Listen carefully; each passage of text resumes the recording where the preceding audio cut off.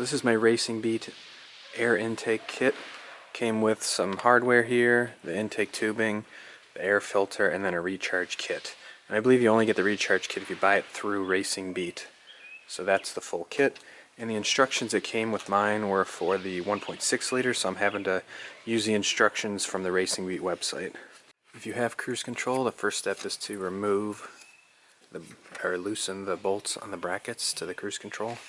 This one and this one were 10 millimeter, and then this one is 12 millimeter. So the next thing is we're going to remove this. Alright, and once you have this loose, I've already unplugged it, but you unplug this here. Then it says disconnect the chassis bracket from the cruise control harness. So I'm assuming just get that loose and leave everything else as is for now. And it emphasizes in the instructions that you do not remove the vacuum line here or do anything with this here. Just leave it all the way it is for now. Next thing we're going to do is just remove the air filter box, and we have to disconnect it from this. And it states that there are 2 bolts that you use to disconnect that. So that is these here. And then you will remove this little air intake tube that brings in cold air, and it says to make sure you replace and put this bolt back. So I've got my whole air box out, the tube is out. It says that you don't need to unplug the air meter reader, but it's easier just to get it out of the way. And so now this is what it looks like. Cruise control is still here. I replaced that bolt there. And this is aftermarket. It's to hold your master cylinder in place. So I'm hoping I don't run into issues with that. And then my aftermarket suspension, this sticks up pretty high, so I'm hoping I don't run into issues with clearance. Next we're going to remove this by undoing these 2 10 millimeter bolts. And then right here, this was to support the air box. There's a bolt right there. You'll remove that, and then it'll get this stud out as well. Okay, so that bracket's gone, this bracket's out, and now personally I'm going to spray a little bit of cleaner in here just to clean that up a little bit, make it look nicer while you have it all opened up. I use simple green and just a little brush like that just to get down in there. Alright, that's a little better. And the next step is going to be installing one of the, and this is if you have cruise control. So if you have the cruise control, you use the same bracket that you just removed, and you're going to install one of these here with the supplied bolts. Alright, and it says to just loosely snug that and keep the bracket at a 45-degree angle, angled towards the driver's side, so that's how it looks right now. Next, if you have cruise control, we're going to be removing this bracket on the cable side. So you're going to just remove this and this, take the bracket off, and then put these right back. Do not touch this one. Alright, this bracket is removed, and then when you get it off, you have to put a little force by pulling this back, but it's pretty self-explanatory, and then you just put them back on there. So now we have this without the bracket. Alright, this next step got a little confusing because the photos are hard to decipher, but now that I have it figured out, you're going to connect this to there, and then this original bracket you're still using will be connecting to that bolt right there if you have power steering. So you remove that bolt, you slide this underneath all of it, and then reassemble it. And just to make it easier, I moved my air intake tubing there to the side, and I've loosened this bolt here, so now I'm just going to fully remove it. And I just loosened that one slightly. I'm not removing it, but just to give me room to jiggle that. Okay, this step took the longest so far. It just was really tricky getting that bolt back on there while the one back here was lined up, but I finally got it. These are both 10 millimeter bolts, by the way. And yeah, so I got that tightened. I had to just keep the one down here a little bit loose, and having something like this really came in handy because it fit on here, and then it also fit back here to do that one, and then of course you need one of these to tighten that down there, but everything is tight and snug and all is good. And then lastly with the cruise control is just to connect these 2 harnesses together. Alright, and the next step is going to be we're putting the air filter onto this air duct here. Alright, we got some neighbors cutting grass, but I've got the filter on here. A little disappointed with the condition that this arrived in. Might be hard to see on here, but there's like tons of these little like marks where it was impacted by something, but oh well.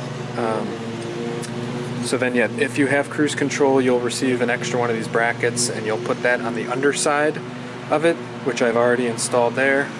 Alright, I got a little ahead of myself here, so I installed some stuff kind of before showing it. The kit comes with a bracket that has 4 holes in it, and it's slightly angled inward, so it's hard to explain that, but you'll see if you go to do this. So you install these 2 original bolts here, and then one back here. That's the only thing holding this onto the air meter, so it doesn't seem that secure, but at least you know it's not going to just completely come loose because it's attached at 2 points. One concern I had, which now I'm very happy, is there is clearance, so it won't hit my shock, whatever that is. And then my master cylinder brace also has plenty of clearance. And the Z bracket that I mentioned will go here, and you mount that to the shock tower brace, and you don't take the original nut off the tower brace. You just put this on top of it, and then you put the nut back on over that they supplied. So I have this, and I'm just going to thread it onto there, and that'll be all set. Alright, I've gotten this tightened down. That was a 12 millimeter. That helps you out. And this is the one concern that I had that I mentioned, is how there's like a separation here. So once I get the other bracket installed down at the bottom, I'm actually going to loosen all these and then push this as tight as I can together, and then tighten them down just to see if I can get that to not have a gap there. Alright, so it worked. I loosened some of those here, and I attached this final bracket down here, and I haven't tightened that yet, but I pushed this really hard together, and then I just tightened all these down, and as you can see, I'm out of breath from doing it, but it worked. Still have clearance, and it angles down really nicely, so it's down in there. The only concern is I guess when I pop up my headlights, I'll see what kind of clearance I have, and also when it's raining, if you have your headlights up, what kind of water you're going to get into it, but surely it wouldn't be enough to hydro-lock the engine. So I popped up my light, and all is good. We got plenty of clearance, and this wire is just pressed against it, but shouldn't be enough to cause any issues. The last thing I'm doing now is just putting this back where it was. Now you have a little extra slack, so rather than having it up here, I just kind of moved it so it's down here. And then plug back in your meter here. That's important. Tighten down all these clamps. The one over there, like I undid that one, but you didn't really need to. Make sure all that's tightened. This bolt that you took out, tighten that back down.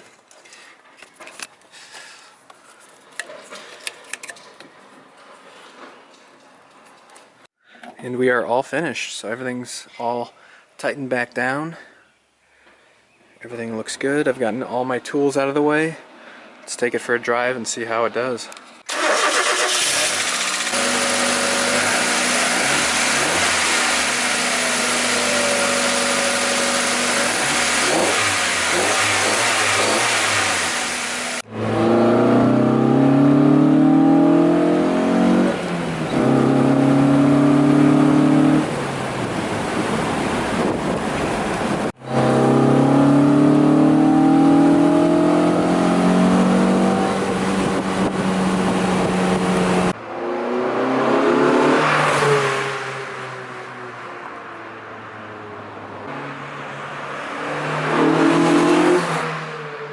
And that concludes my video. So you heard it, and you saw me driving. I will say that I did not notice any power difference, so if there is any, you know, I didn't feel it, but the sound alone is awesome, and I just love the way it looks under the engine bay. I've just been looking for more things to upgrade on here. Alright guys, thank you for watching, and we'll see you in the next video.